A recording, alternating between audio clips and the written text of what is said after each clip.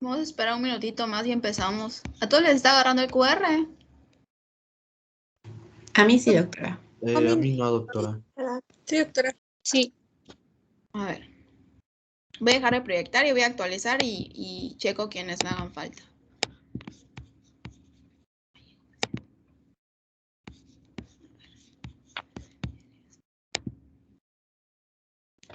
Aguirre Vargas, Aquí, doctora, presente. Cabrera Torres, Presente, doctora. Cortés Camacho, Presente, doctora. Franco Coria,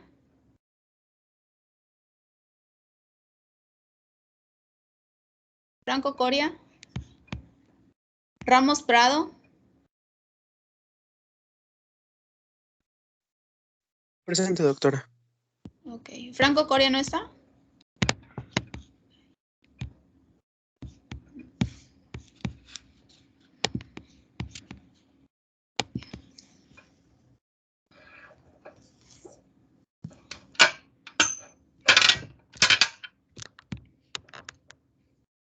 Bueno, como les dije, hoy tenemos un invitado. Él nos va a dar, les va a dar la clase de regulación ácido-base. Es el doctor Omar Chang Navarrete. Y se los presento. Buenas tardes. Buenas tardes. Buenas tardes. Doctor. Buenas tardes, doctor. Bueno, él igual es egresado de la misma universidad que yo y hoy les va a dar el tema de regulación ácido-base. Y ahorita vamos a empezar. Buena tarde, maestra. Bueno. Maestra, habla Mónica de DCA. Sí. Buena tarde a todos, chicos.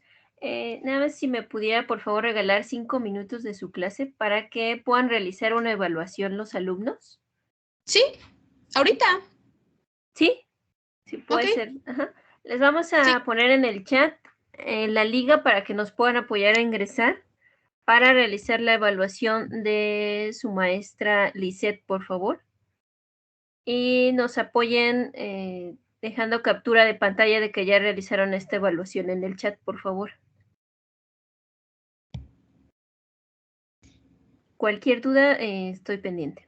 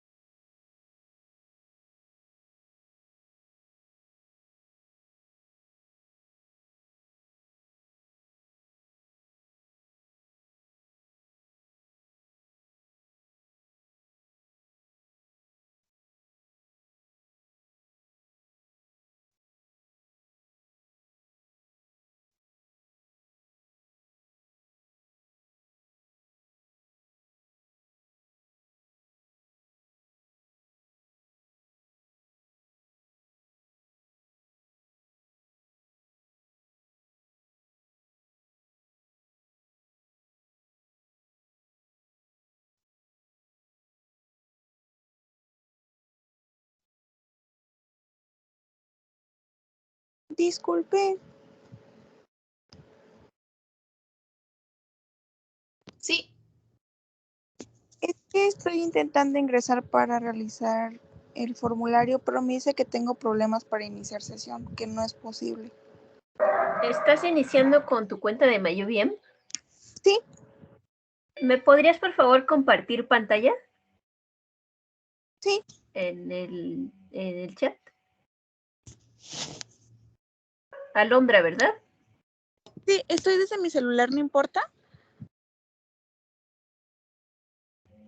Pues puede ser por eso, Alondra, que no te lo deje hacer en celular. Ok, entonces ahorita me conecto en una computadora para...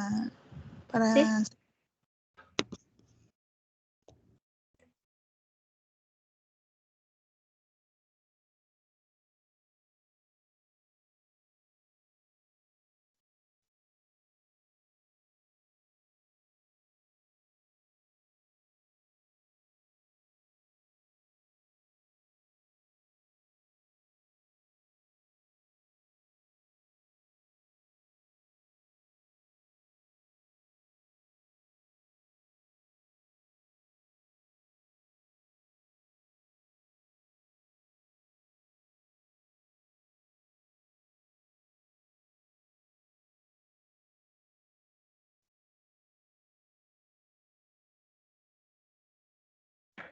Maestra, si quieren ya para no interrumpir más la clase, les pedimos a los que falten nos dejen su captura en el chat.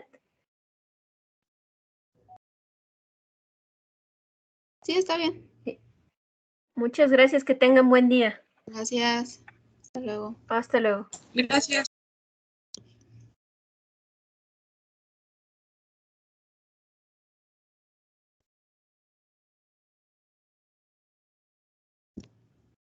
Bueno, voy a proyectar entonces las diapositivas y las dejo con el doctor.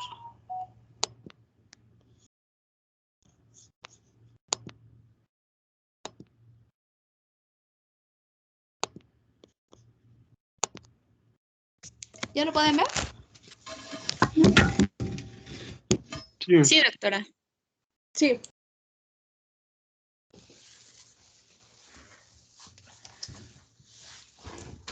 Ok, buenas tardes. Pues como dijo la doctora, pues me llamo Omar. Mucho gusto de conocerlos. Vamos a ver hoy el tema de equilibrio ácido-base. Más que sea como una plática, ¿no? Es un tema que es relativamente sencillo y si se entiende bien, van a poder entender luego los trastornos de ácido-base, ¿sí? Entonces, si en algún punto alguien tiene alguna duda, si quieren pueden interrumpirme en el momento o pues al final guarden sus dudas y pues ya las iremos resolviendo, ¿va? Bueno, el objetivo de esta pequeña plática es que ustedes entiendan ciertos puntos. Primero, pues obviamente recordar un poquito y saber un poquito de las definiciones básicas de qué es un ácido, de qué es una base y ese tipo de situaciones. Segundo, que ustedes entiendan cuáles son las diversas de fórmulas o formas químicas que están involucradas en cada trastorno o en cada proceso fisiológico. Y pues más que nada en base en ello pues poder entender las patologías o anomalías que pueden haber. ¿Sí? Ok, empezamos con las definiciones elementales. Primero pues tenemos que es un ácido, ¿no? Un ácido pues bueno ya lo deben haber visto en bioquímica. Es toda cualquier molécula que permite liberar o que cede algún protón, algún de hidrogenión, ¿sí? Y acá les pongo el ejemplo el ácido clorhídrico, que pues se puede dividir en dos iones, el cloro y el protón, que es el hidrógeno, ¿sí? Entonces básicamente el ácido es, a grandes rasgos, toda molécula que va a permitir que se libere hidrógeno, que va a ceder su hidrógeno. Y la base es todo lo contrario, es toda aquella molécula que va a permitir o que va a aceptar ese hidrógeno, ¿sí? El ejemplo típico es el del bicarbonato, el HCO3, que puede permitir en su molécula un hidrógeno más para formar lo que es el ácido carbónico quedaría como H2CO3. Entonces, otro tipo de bases son las proteínas, ya que las proteínas tienen un grupo carboxilo, el cual les va a permitir adaptar ciertos o aceptar ciertos hidrógenos. Ahora, entendiendo ello, vamos a ver que hay tanto ácidos fuertes y débiles. Aquí realmente no hay tanto pierde, simplemente hace referencia a la potencia de unión o a la potencia de recibir. Es decir, un ácido fuerte pues va a aceptar, perdón, va a liberar mucho más, con mucha más rapidez un hidrógeno que un ácido débil. ¿Sí? Los típicos ejemplos de un ácido fuerte es el ácido clorhídrico y de un ácido débil el ácido carbónico. Y la base es lo mismo, la base fuerte es aquella que va a permitir que se una con mucha mayor facilidad un hidrógeno y el hidróxido es el más común. Y una base débil, la que pues sí va a permitir que se una el hidrógeno, pero va a ser mucho más lento. Ok, dos términos que se van a encontrar siempre, acidosis, alcalosis o acidemia y alcalemia. Es muy variable, aquí depende de la bibliografía que revisen. Hay bibliografías que dicen que ambos términos son lo mismo, tanto acidosis como acidemia. Y hay bibliografías que te dan una diferencia, que te dicen, no, cada uno tiene lo suyo. Entienden a algunos la acidemia como simplemente la acidez de la sangre, ¿sí? Entendemos, bueno, por esto no sé si recuerdan el pH de la sangre, que es de 7.35 a 7.45. Entonces, un pH ácido es un pH bajo que disminuye. ¿Por qué disminuye? Porque hay presencia de hidrógeno. El hidrógeno es un ácido. Entonces, mientras más hidrógeno haya, el pH va a disminuir y es lo que va a dar a la acidemia. Y se denomina acidosis a cuando hay manifestaciones clínicas asociadas a la acidemia. Y la alcalosis y alcalemia, pues lo contrario, ¿no? La alcalemia, pues la presencia de un exceso de bases en la sangre. Y cuando da manifestaciones clínicas, pues da lugar a la alcalosis. Ok, ¿cuál es la importancia del pH? Que básicamente este nos va a regir todas las funciones que hay en el cuerpo a nivel celular, ¿sí? Desde mantener la estructura de las proteínas, las proteínas que se mantienen en tercera dimensión, muchas variaciones pueden hacer que estas proteínas se desnaturalicen y estructura. Otra es la actividad enzimática. Por ejemplo, está la fosfofructoquinasa, que es una enzima que realmente con cambios muy mínimos de pH va a dejar de hacer su actividad y pues va a desencadenar los problemas. Respecto a las alteraciones clínicas, pues es muy variable, hay un montón. Pueden ir desde la alteración del tono vascular hasta un trastorno neurológico. Y si esto avanza, pues llegar al coma. Ok, ¿de dónde vienen los ácidos? Podemos tener dos condiciones, las condiciones fisiológicas y las patológicas. Las condiciones fisiológicas pues, son toda aquella reacción que se produzca en el cuerpo que va a tener como objetivo o destino final la producción de ácidos. Está, por ejemplo, el metabolismo de los carbohidratos que producen de dióxido de carbono o el metabolismo de las proteínas. Eso es lo normal, o sea, el cuerpo siempre está produciendo ácidos por estos metabolismos. Ahora hay ciertas condiciones patológicas que pueden acelerar esta producción de ácido. Por ejemplo, una diabetes descontrolada, en el cual pues la glicemia está muy elevada, entonces no hay manera de que ésta se pueda transformar y da lugar a lo que es transforma o se produce en beta hidroxibutirato, que es un ácido. O la hipotensión o hipoxia, donde pues al haber falta de oxígeno en la célula, el metabolismo anaerobio, dando como consecuencia pues la producción de ácido láctico, que pues es un ácido, o la intoxicación por monóxido de carbono. Y así diversas patologías más específicas, por ejemplo un hepatópata o un nefrópata, ¿sí? Donde la producción de ácido va a ser demasiada. Ok, bueno, entendiendo más que nada los términos, vamos a ver lo principal que es en del equilibrio, que son los mecanismos compensatorios. Nosotros tenemos tres y se los pongo así como con números para que le entiendan o se acuerden de la forma en las que se van activando. Tenemos los primeros los amortiguadores o buffer, que como les pongo ahí, realmente son el primer mecanismo compensatorio y es inmediato. Es apenas hay un pequeño variación en el pH, este va a actuar para volver a como era antes, ¿sí? Para que no se nos salga de la estabilidad.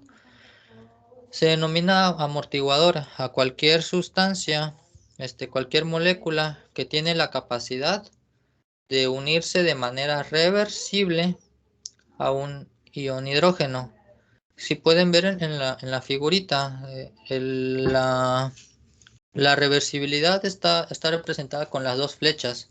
Es decir, está el amortiguador y hay un exceso de hidrógeno. Entonces, si en este caso que hay exceso de hidrógenos, que hay una acidez, el amortiguador lo que va a hacer es unirse a este hidrógeno para disminuirlo.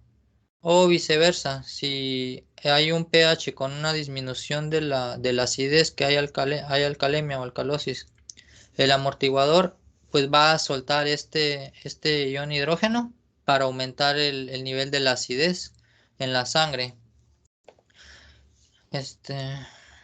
Respecto a ello, realmente los mecanismos o primarios o amortiguadores no tienen como una función como tal de desaparecer o de disminuir o de utilizar lo que es ácidos o bases. Lo único que hacen es unirse, pero por unos segundos. Solo es como que le da chance a los otros mecanismos para que empiecen a actuar, ya que los otros son un poquito más lentos. Entonces, mientras como que le damos chance para que actúen, pues te estoy aguantando un poquito, ¿no? Para que no haya esa variación. Respecto a la función respiratoria, este ya es mediato. Si bien el amortiguador actúa en segundos, la función respiratoria, por medio de lo que es el centro respiratorio, actúa en minutos. También no es tan rápida, entonces por eso necesitamos de los amortiguadores en el cuerpo. Esta, bueno, se va a explicar un poquito más adelante, pero lo que tiene es que a través de los quimiorreceptores que hay en el cuerpo, detectan cuando hay una variación en el ácido o en la base y pues activan a los músculos respiratorios.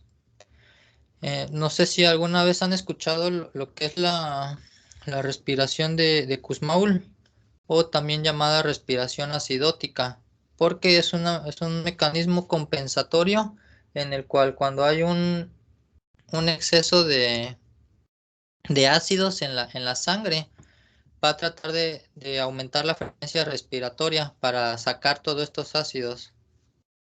Y como tercer mecanismo tenemos a la función renal, que es como que lo que nos vamos a abocar un poquito más profundo. Sí, este es un mecanismo tardío, tarda mucho más en hacer el efecto respecto a los otros, pero es el más importante. Ok, hablando de amortiguadores, tenemos en el cuerpo un montón de amortiguadores, pero principalmente hay tres, lo que es el bicarbonato, el fosfato y las proteínas, y cada uno actúa dependiendo de un nivel. Por ejemplo, los fosfatos son más importantes a nivel intracelular, a nivel del citosol, pero las proteínas son el más abundante que hay, pues tenemos un montón de proteínas y diversos tipos. En cuanto a lo que es el bicarbonato, este amortiguador consta de un ácido débil, que es el ácido carbónico, y un bicarbonato. O sea, lo pueden encontrar solo como el bicarbonato, que es HCO3, o como bicarbonato de sodio, como pueden ver la pantalla. Entonces, este amortiguador lo que hace es, dependiendo de cómo sea el medio, si es un medio con exceso de hidrogeniones, que es un medio ácido, puede actuar hacia la izquierda o hacia la derecha. Donde dice exceso de hidrógenos, pues tenemos que está el bicarbonato, ¿no? Que es el HCO3, una base. Y lo que va a hacer esta es unirse a ese ion hidrógeno como su nombre lo dije, como lo dije al principio, realmente estas no tienen la función de eliminar el hidrógeno, sino como que de retenerlo, aguantarlo un poquito para ver qué va a hacer el cuerpo luego con este. Entonces, si pueden ver en la imagen, el bicarbonato se une a un hidrógeno y eso nos va a dar ácido carbónico. Ya luego el ácido carbónico, pues como verá más adelante, se va a disociar en lo que es dióxido de carbono y agua y ya va a entrar el mecanismo 2, que es el de la función respiratoria, para eliminar ese dióxido de carbono y así eliminamos ahora sí por completo el exceso de hidrógeno en la sangre. Entonces, si se dan cuenta, son mecanismos que van como que de la mano. Entra primero el amortiguador, pero el siguiente paso ya lo hace la función respiratoria, el paso 2. Y caso contrario, cuando tenemos lo que es un medio con una disminución de hidrógeno y que el cuerpo está buscando cómo compensar eso, de dónde sacar el hidrógeno para aumentarlo y no caer en alcalosis, se va a buscar el ácido carbónico, que es un ácido débil. Este se puede disociar y el hidrógeno. Y ya pues si ven el hidrógeno solito ya aumenta el nivel de protones en la sangre. Arriba se puede ver la ecuación completa con las flechitas de reversibilidad, que es lo que les comentaba. El dióxido de carbono más agua da lugar al ácido carbónico. Y el ácido carbónico se disocia en hidrógeno y en bicarbonato. O viéndolo del lado opuesto, el bicarbonato más el ion hidrógeno dan el ácido carbónico, lo que le comenté, que se va a disociar en agua y en dióxido de carbono y así lo podemos eliminar. ¿Sí? Es un mecanismo sencillo de entender, pero pues muy importante porque este es como que la base o la principal de todos los mecanismos, tanto amortiguadores como que le van a ayudar a las segundas funciones y terceras funciones. Ok, respecto a esto es más como que anecdótico, realmente no es como que muy importante saberlo, que es la ecuación de Henderson-Hasselbalch, que hace referencia a que, como su nombre lo dice, es una ecuación la que nos permite saber tanto el pH y las variaciones que hay en este. Pues es la fórmula de 6.1 más el logaritmo de bicarbonato entre 0.3, que es una constante, por la presión parcial de dióxido de carbono.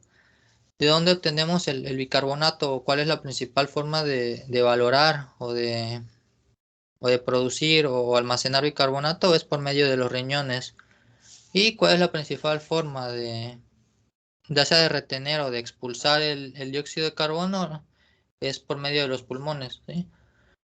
Entonces, esta ecuación nos habla hablando de números, que si hay un aumento en los niveles de bicarbonato, si le ponemos algún número ficticio y luego ponemos un aumento del bicarbonato en ese número, nos vamos a dar cuenta que el pH se va a elevar, ¿sí? Es lo que da la alcalosis. Y caso contrario, si usamos algún número y le aumentamos el nivel o el número de la presión parcial de dióxido de carbono, nos damos cuenta que disminuye el pH. Entonces, más que nada, esto es como que un poquito anecdótico, realmente no es como que muy importante que lo sepan. Lo más importante era lo que ya les comenté. Ok, el otro amortiguador es el fosfato. Como les dije, realmente el fosfato es muy importante, pero a nivel de citosol y de ácidos en la orina. Bueno, igual lo mismo, realmente es la misma forma de la ecuación. Se puede leer de izquierda a derecha o viceversa y esta actúa dependiendo de si hay un exceso de bases o un exceso de ácido. Hablando respecto al exceso de bases, tenemos al hidroxilo, que es una base, y esta se puede unir a lo que es el fosfato, que es un ácido, para liberar de agua y fosfato monoácido o ácido fosfórico. Si se dan cuenta, aquí como hay un exceso de bases, lo que está haciendo la reacción es disminuirlo. Caso contrario es cuando hay un exceso de hidrógenos. Cuando se une, se puede unir lo que es el ácido fosfórico. Tiene la capacidad de unirse a un hidrógeno que esté solito y dar lo que es el fosfato. Entonces, pues ya como que atrapa ese fosfato, perdón, ese hidrógeno y ya no está disminuyendo lo que es el ácido. También tiene la opción, este fosfato, si bien puede cambiar lo que es el exceso de bases o de hidrógenos, también puede convertir una base fuerte a una base débil o un ácido fuerte a un ácido débil.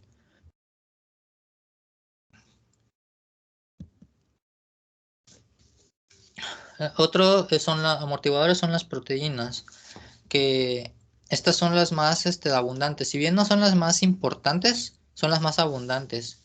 Les comentaba que hay un montón de proteínas y, por ejemplo, la hemoglobina, ¿no? Entonces, las proteínas tienen al final de su composición, tienen un grupo carboxilo y un grupo amino.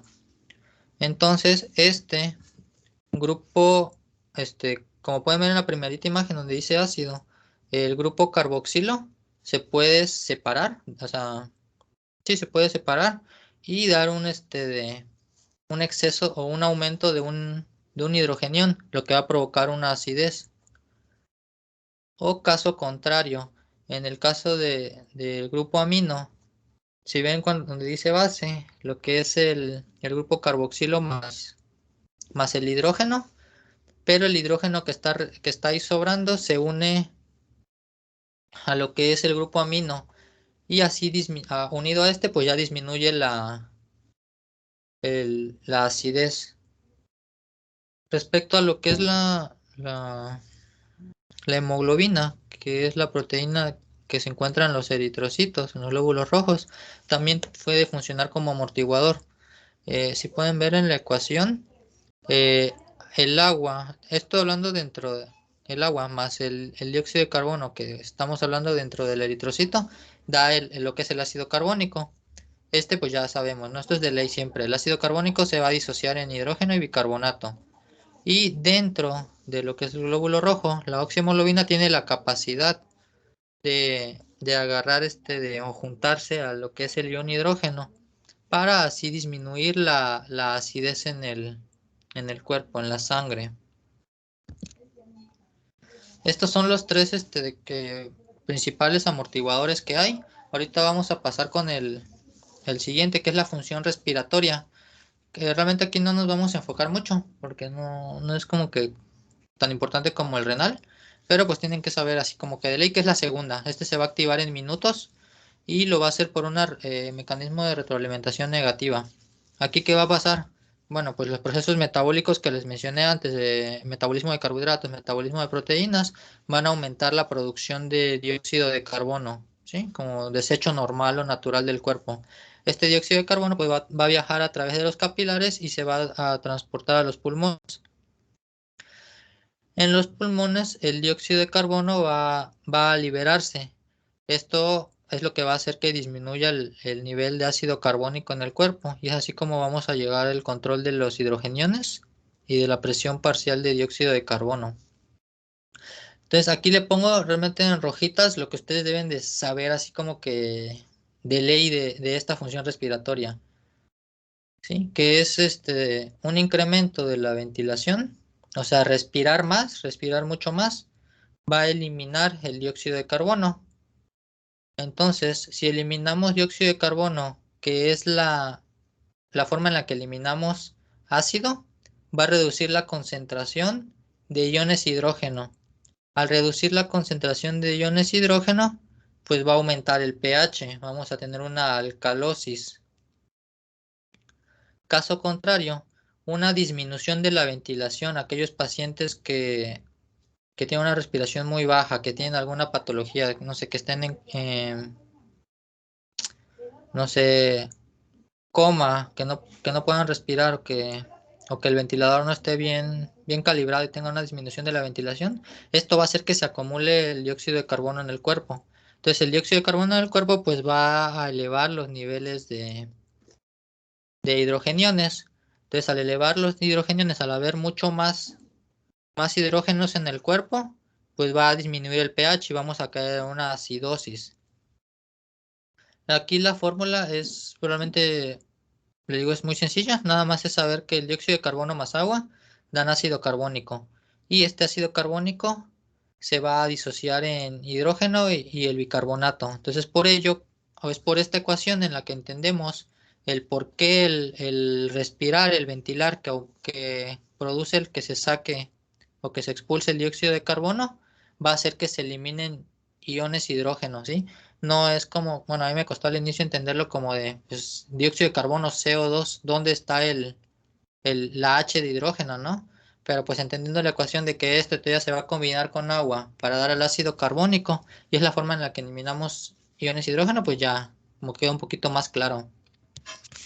Entonces la función respiratoria tiene una función de retroalimentación negativa, en la cual si pueden ver hasta arriba, cualquier estímulo que afecte la homeostasis, sea que aumente lo que es la presión parcial del dióxido de carbono, o que incremente, o que disminuya, perdón, el pH, que lo haga ácido, o disminuya la presión parcial de oxígeno, cualquiera de estos, no sé, un pH muy bajo va a estimular a los quimiorreceptores que se encuentran a los quimiorreceptores periféricos a nivel del callado aórtico y estos o los receptores centrales en la médula espinal son los impulsos que van a llevar la información al centro respiratorio en la médula oblongada.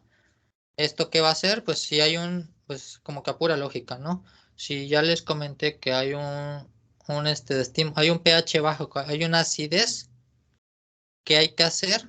¿Por qué se da la acidez? Porque hay un exceso de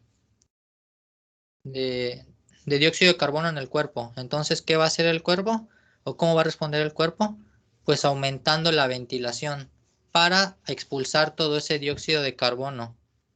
Entonces, pues es lo que vemos en la grafiquita. Aumenta lo que es la frecuencia respiratoria, es la hiperventilación. Aquí es lo que le mencionaba más de la respiración de Kussmaul, que es una respiración muy profunda y muy rápida. Es una respiración que también se le conoce como respiración acidótica, porque lo que tiene que hacer es el mecanismo compensatorio. A mayor acidez, aumenta la ventilación. Entonces, generalmente es una respiración que podemos ver en pacientes que tienen alguna patología como cetoacidosis diabética. Entonces, luego se da la hiperventilación y esto hace que disminuyan los niveles de CO2 en el cuerpo. Ya estamos sacando todo el CO2. Entonces, esto va a hacer un mecanismo de retroalimentación negativa. Le va a decir al cuerpo, oye, ya mi dióxido de carbono ya está bien, ya deja de estar hiperventilando. Y pues todo esto va a llevar a que uno deje de hacerlo. Les decía, a menor ventilación va a haber una mayor acumulación de dióxido de carbono. Entonces, al acumularse el dióxido de carbono, bueno, la presión parcial de dióxido de carbono, que tiene que ver directamente con el dióxido, va a hacer la ecuación que les haya mencionado, que se va a unir con agua para formar lo que es el ácido carbónico y disociarse en hidrógeno. Entonces va a haber, a menor ventilación, mayor cantidad de dióxido de carbono, mayor cantidad de hidrogeniones, y los hidrogeniones se asocian a acidez, una acidez con una disminución del pH. Ok, tanto en esta función, tanto la ventilación alveolar como el pH van de la mano, entonces ya sea que una guía a la otra. En la grafiquita de arriba pueden ver un ejemplo respecto a cómo la ventilación cómo el pH incide sobre la ventilación. Si se dan cuenta cómo empieza en 4, pero el pH está en 7.7, o sea, está súper acidótico. Entonces, podemos entender la relación de que a una acidez, mayor ventilación como mecanismo compensatorio.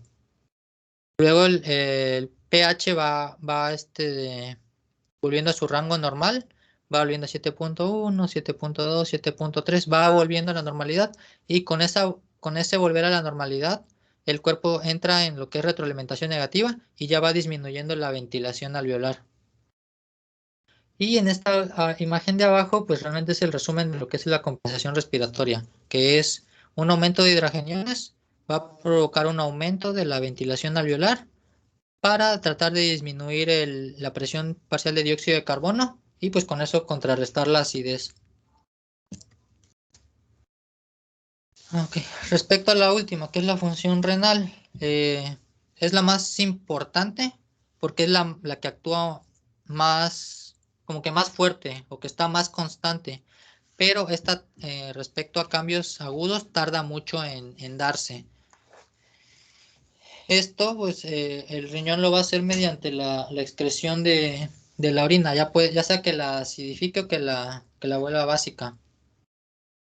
Lo va a dar por medio de tres formas que voy a explicar más adelante, lo que es ya sea aumentando la secreción de hidrogeniones, aumentando la reabsorción del bicarbonato que fue filtrado, o incluso llegando a producir nuevo bicarbonato. Esto es como que lo básico que deben de ser, lo más importante, las tres formas en las cuales el riñón va a tratar de mantener el equilibrio ácido-base. El cuerpo, esta es la forma en la que se eliminan ácidos no volátiles. Ácidos no volátiles son los ácidos que no son el ácido carbónico. Todo lo que no sea ácido carbónico es ácido no volátil. Entonces, como no puede expulsarse por el sistema respiratorio, es la importancia del riñón que se van a expulsar por aquí. Entonces, para que se den una idea, el riñón tiene que secretar diario hidrogeniones, como vamos a ver más adelante, porque los hidrogeniones van a ayudar a reabsorber, van a hacer un intercambio y ayudan a reabsorber el bicarbonato. Pero si bien la mayoría de la secreción de hidrogeniones es para reabsorber este bicarbonato, una pequeña parte se destina a eliminar directamente los ácidos volátiles. Entonces tenemos que, bueno, traten de verlo como a lógica, el carbonato es la base. Si tenemos una alcalosis, es decir, un aumento en el pH por exceso de bicarbonato, ¿qué es lo que va a tratar de hacer el riñón? Hay mucho bicarbonato. Entonces, pues va a tratar de no reabsorberlo. Es decir, todo lo que se filtre por la orina, todo lo que se filtre va a pasar por la orina para reabsorberlo menos porque pues no quiero bicarbonatos. Es como vamos a desecharlos, ¿no? Respecto a la acidosis, hay una disminución del pH. Está bajo el pH ya sea por por ejemplo, por un problema respiratorio, donde hay demasiado dióxido de carbono. Entonces, ¿qué va a hacer el riñón? Es decir, dime, oye, pues entonces, si estoy acidótico, necesito necesito en el cuerpo el bicarbonato. ¿De dónde lo voy a sacar? Fácil. Aquí va a entrar va a entrar otro de los mecanismos, disminuyendo la excreción de bicarbonato, es decir, todo lo que se filtre, lo más posible se va a reabsorber para mantener más bicarbonato en el cuerpo, o incluso si esto ya no fue suficiente, llegando a la fase de producción de bicarbonato, que el mismo riñón busque la forma a partir de otros compuestos de crear bicarbonato. Realmente aquí solo les pongo lo que es el cómo se va reabsorbiendo de la nefrona, de lo que son los túbulos. Si se dan cuenta, la mayoría del bicarbonato que se filtra, la mayoría se reabsorbe en el túbulo contorneo proximal, el 85%. Y de ahí tomar en cuenta dos cosas. O sea, lo más importante de esta imagen es que se reabsorbe la mayoría en el túbulo contorneo proximal y que las asas, los brazos delgados de las asas de Henle no participan en la reabsorción de bicarbonato. Si se dan cuenta, tienen una X en esas zonas, en lo que son los brazos delgados, porque ahí no se reabsorbe nada. Ok,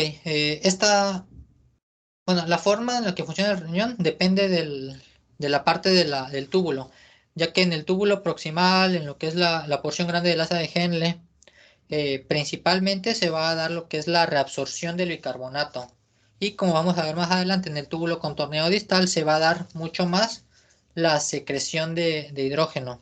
Entonces entendemos esta figurita, es un poco confuso, pero bueno, tenemos que entender que hay varias bombas. Esta es la luz tubular, a la luz tubular llega todo. Entonces, ¿qué es lo importante aquí? tienen que entender que de la luz tubular donde llega o donde se filtra, tiene que pasar por la célula para reabsorberse y quedarse en el cuerpo. Entonces empezamos con con el número 1, nada más hace énfasis a que realmente los hidrogeniones van a salir de la célula por medio de un cotransportador sodio-hidrógeno. Entonces, aquí realmente es como que un intercambio. O sea, sale el hidrógeno, pero es necesario para que pueda entrar el bicarbonato. Entonces llega a la luz tubular el bicarbonato. Entonces, el bicarbonato se une a lo que es el hidrógeno para formar el ácido carbónico, el cual se va a disociar en dióxido de carbono y agua para que el dióxido de carbono pueda entrar. Aquí les pongo el 4 y 5, pero esto realmente no entra directamente como tal en el intercambio, solo que es importante porque se menciona que el bicarbonato no puede entrar directamente a la célula. Entonces, la forma en la que va a entrar es como disociada en dióxido de carbono. El dióxido de carbono, ya sea que se produzca por la misma célula o que entre, como en este caso, se va a unir al agua otra vez en presencia de la anhidrasa carbónica para dar el ácido carbónico. Se va a disociar en bicarbonato y agua y por medio de un cotransportador, en este caso el bicarbonato sodio, es como va a salir el bicarbonato hacia al líquido intersticial y es la forma en la que así se va a reabsorber el bicarbonato. Respecto a la secreción de hidrógeno, esta se va a dar mucho más en lo que es el túbulo distal y túbulo colector, porque ahí hay unas células especiales que son las células intercaladas. La importancia aquí es que al momento de sacar el hidrógeno, no sale como un intercambio o una bomba, como una bomba de intercambio, sino sale con una ATPasa transportadora, es decir, con energía. Entonces, aquí son dos pasos realmente, que es ya la misma que el otro, ya sea que el dióxido de carbono se produzca en la misma célula o que entre en la célula y se va a unir al agua para dar la anhidrasa carbónica, la cual se va a disociar en bicarbonato e hidrógeno y por medio de la ATPasa transportadora va a salir de la célula. Esto es para aumentar lo que es la secreción de hidrogeniones. Y por último, el último mecanismo es respecto a la formación del bicarbonato. El riñón también puede formar bicarbonato, pero a través de otras moléculas, como cuáles, como el fosfato. La importancia de esto es que el fosfato no es muy rico en el cuerpo, pero se concentra bastante en el líquido tubular. Entonces puede estar como fosfato o como ácido fosfórico. Entonces, cuando este es como que el último chance del riñón por intentar compensar el ácido base, que es cuando ya se acabó el bicarbonato, ya no hay bicarbonato porque todo se reabsorbió y aún así sigue haciendo falta bicarbonato, chingue, a pesar de eso hay acidez, lo que puede hacer es combinarse con el fosfato y y esto pues es la forma en la que se puede formar de bicarbonato. Entonces, como pueden ver en la imagen, lo mismo, empezamos de abajo, el dióxido de carbono más agua, da lugar a lo que es el ácido carbónico que se disocia en bicarbonato y en hidrógeno. Entonces, por la luz tubular va a entrar lo que es el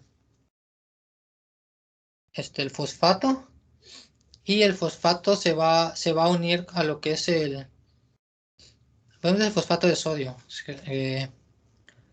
Se va a unir con un hidrógeno extra para dar lo que es el fosfato como tal de sodio y ya aumentar, así disminuye un poquito el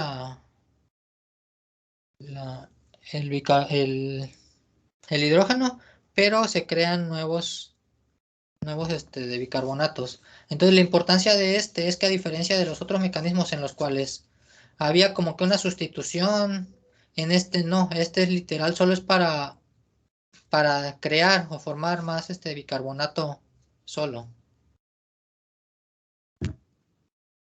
Y pues realmente eso sería todo.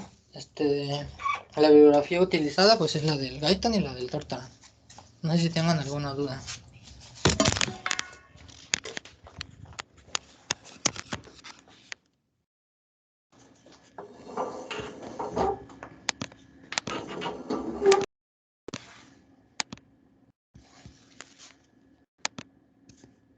María Fernanda. Sí, bueno, el cuerpo utiliza el bicarbonato para tratar de expresar ese desequilibrio ácido-base. Menciona también que el fosfato es como la última opción. En caso en que no lograra no se regresara el cuerpo a ese equilibrio, ¿qué procedería? Ok, bueno, pues como te comenté es por pasos, ¿sí? El primero son los amortiguadores, luego la función renal y luego lo que es a nivel renal. Si ya se usó el fosfato y de plano no hay de forma, está igual, bueno, ya no lo puse aquí, pero también se puede a partir de amoníaco. Es como que ya sí el último mecanismo en el cual el riñón va a buscar formar bicarbonato. Y si no se puede, es cuando entra la descompensación. Ya no hablamos de un equilibrio, sino de un desequilibrio ácido-base.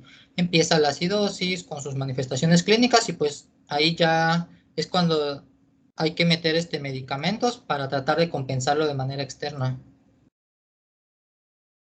De acuerdo, gracias. De nada. ¿Alguna otra pregunta?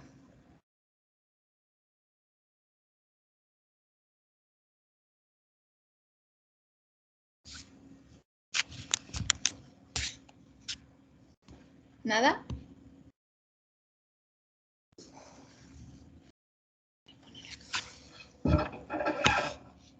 Creo que no, doctora. Ok.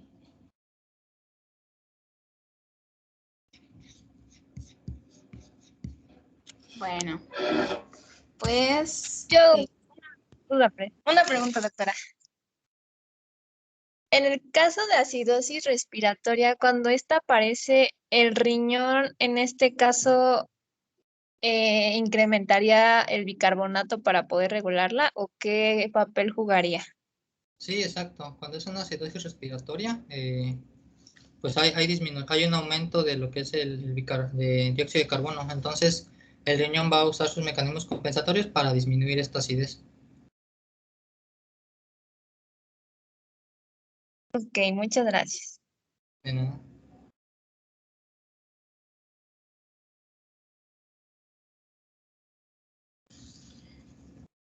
Bueno, pues le agradecemos al doctor Omar su participación. Espero que les haya gustado su clase. No sé si tengan alguna duda. Pues igual lo pueden escribir si los resolvemos.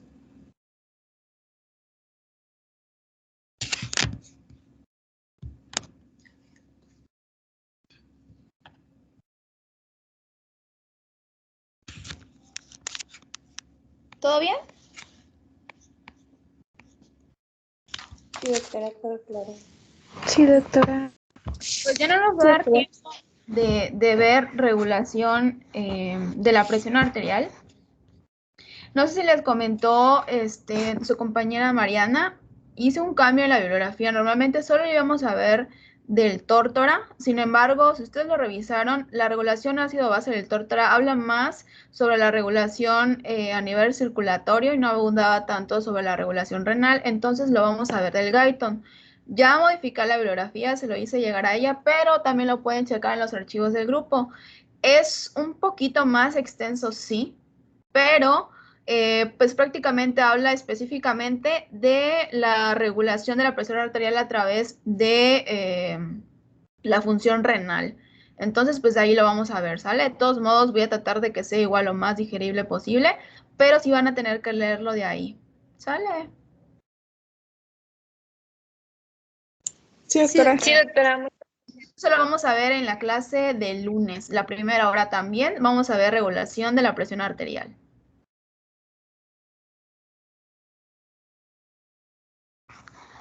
De acuerdo. Bueno, entonces si no hay ninguna duda, nos vemos en la clase del lunes con la práctica y vamos a ver primero la clase, ¿sale? Sí, Sí, doctora. doctora. Bien, que Sí, tengan bonito doctora. día. Gracias. Bye. Gracias, doctora. Gracias, Igualmente, hasta luego. Gracias, doctores.